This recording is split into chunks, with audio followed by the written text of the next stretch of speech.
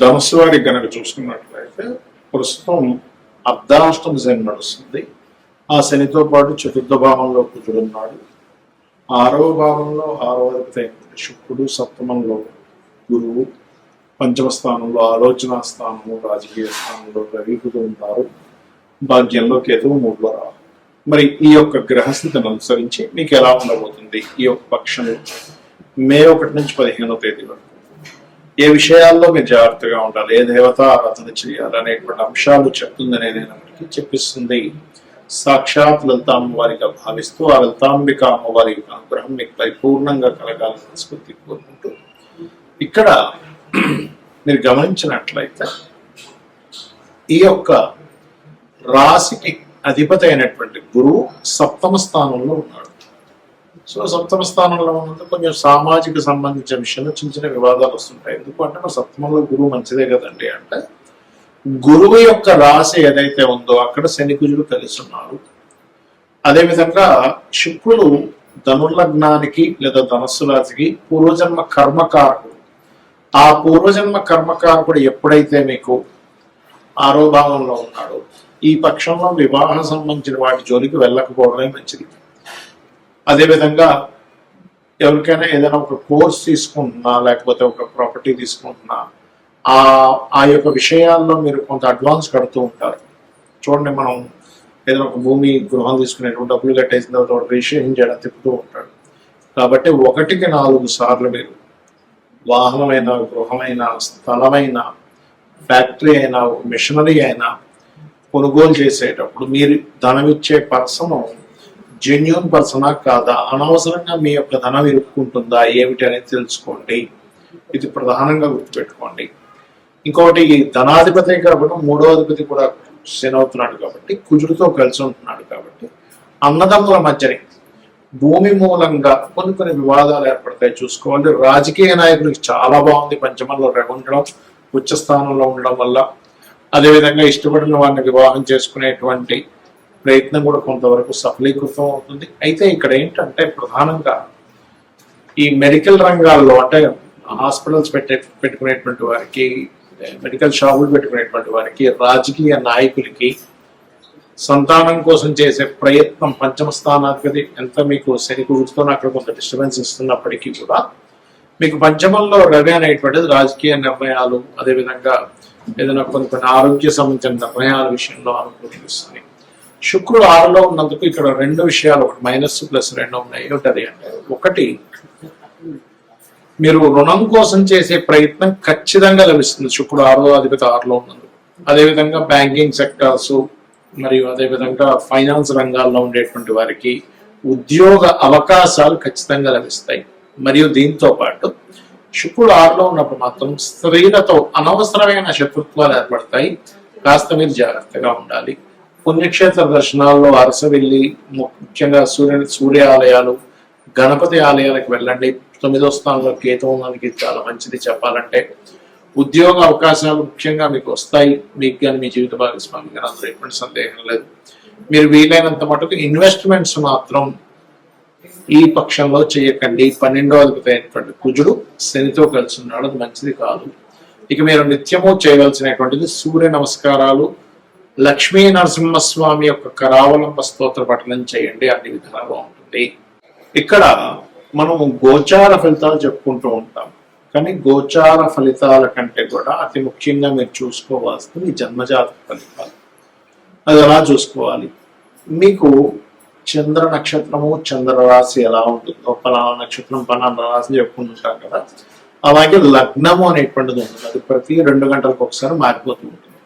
మీరు ప్రధానంగా ఏ లగ్నంలో జన్మించారో చూసుకోవాలి. ఎందుకంటే మీరు జీవితంలో ఎదగాలి, సుఖపడాలి, మంచి రూపురేఖలు ఉండాలి, లేకపోతే మీరు శారీరక శ్రమ పడుతున్న శ్రమకి మీకు ఫలితం రావాలంటే లగ్నం బాగుండాలండి. ఎందుకంటే ముఖ్యంగా లగ్నం గుర్తుపెట్టుకోండి. లగ్నం బలహీనంగా ఉందా, బలంగా ఉందా? బలహీనంగా ఉంటే అది ఏ లగ్నం అయింది? 12 లగ్నాల్లో ఏ లగ్నం అయింది? మేషం నుంచి మీనం వరకు.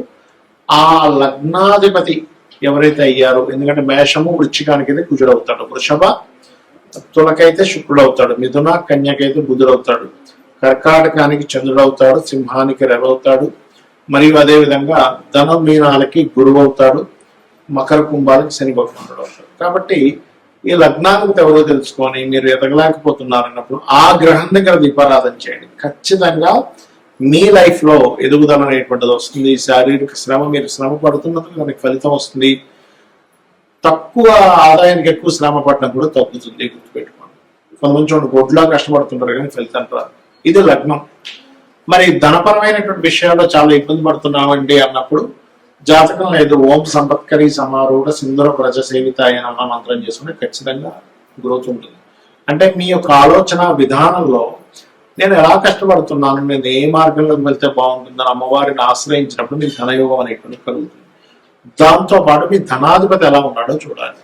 ధనాధిపతి మీకు వ్యాపారంలో ధనయోగం ఇస్తున్నాడా, ఉద్యోగంలో ధనయోగం ఇస్తున్నాడా, ఆ ఉద్యోగంలో ఉన్న స్టేట్ లో ఉంటే ఇస్తున్నాడా, వేరే ప్రాంతాలకు వెళ్ళాలా, వేరే ఊరు వెళ్ళాలా, వేరే దేశానికి వెళ్ళాలా అనేటువంటిది ఉంటుంది.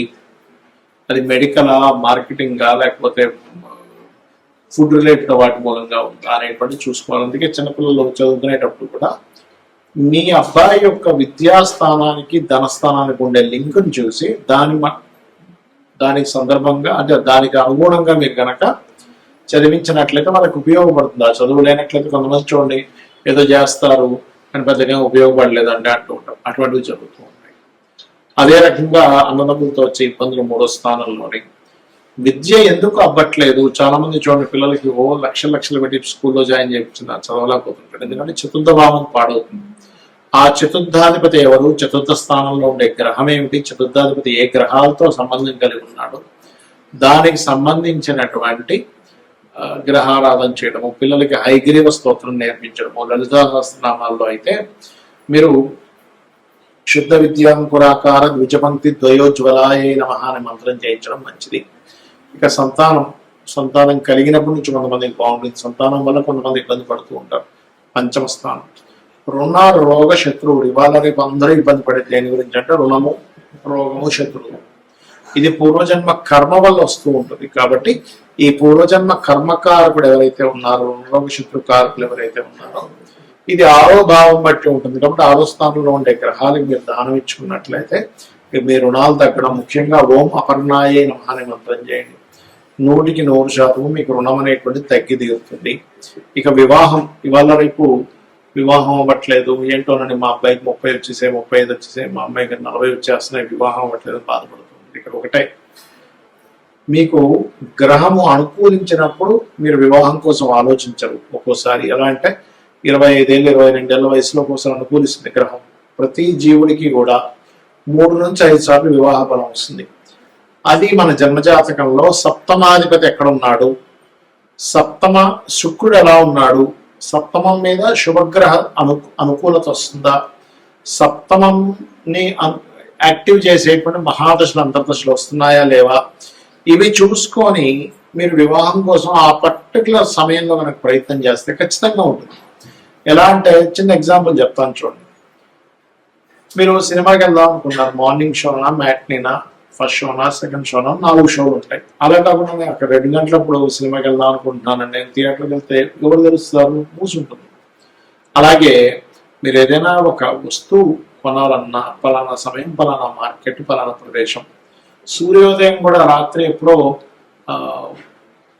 9 గంటల నుంచి మీరు తలుపులు తీస్తూ చూస్తే ఏంటి సూర్యోదయం లేదని బాధపడడంలో ఎలా అర్థం లేదో, మీ యొక్క జన్మజాతకంలో మీకు ఒక ధనయోగం కానివ్వండి, ఒక విదేశీ యోగం కానివ్వండి, ముఖ్యంగా వివాహం గురించి మనం మాట్లాడుకుంటున్నాం కాబట్టి ఈ సమయంలో వివాహ యోగం ఉంది, ఇలాంటి పర్సన్తో ఉంది, ఇలాంటి లవ్ మ్యారేజ్ ఉందా, అరేంజ్డ్ మ్యారేజ్ ఉందా, లేకపోతే విదేశాలకు వెళ్ళి ఉద్యోగం అక్కడ ఉండేటువంటి అమ్మాయితో వివాహం అవుతుంది అనేటువంటిది మీ జాతకంలో ఉంటుంది. ఏ సమయంలో అవుతుంది అనేది ఆ 3 నుంచి 5 సార్లు సమయాల్లో మీరు సరైన సమయాన్ని ఎంచుకొని అక్కడ కొంచెం గట్టిగా ప్రయత్నం చేసినట్లయితే మీకు వివాహం ఖచ్చితంగా ఇది జరుగుతుంది.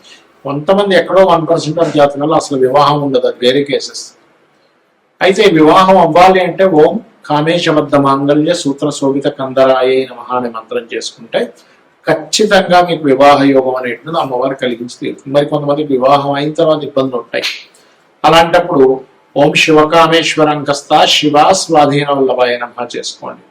అదేవిధంగా విదేశీ యోగాలు, 12వ స్థానం బాగుండాలి, వ్యాపారంలో బాగా లాభాలు రావాలి, లాభస్థానం బాగుండాలి, ఉద్యోగం బాగుండాలి, దశమస్థానం బాగుండాలి. ఈ రకంగా మీ యొక్క జాతక చక్రాన్ని మీకు మీరుగానే ఆ భావాధిపతి ఎలా ఉన్నాడో చూసుకోండి. పాపగ్రహంతో ఉందా, శుభగ్రహంతో ఉందా అని చూసుకొని మీకు మీరుగా చేసుకోవచ్చు. శ్రీమాత్రే నమః.